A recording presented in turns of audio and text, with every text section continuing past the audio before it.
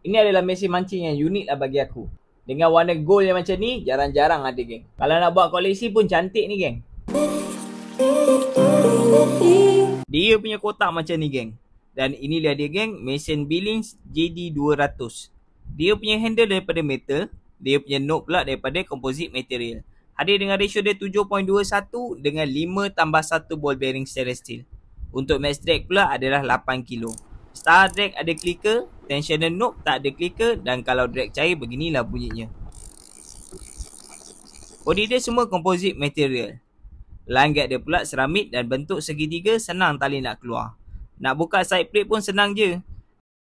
Dekat sini dia ada 8 biji magnet. Dia punya spool pula aluminium dan tebal, jenis medium spool. Maksimum tali 150 meter boleh isi.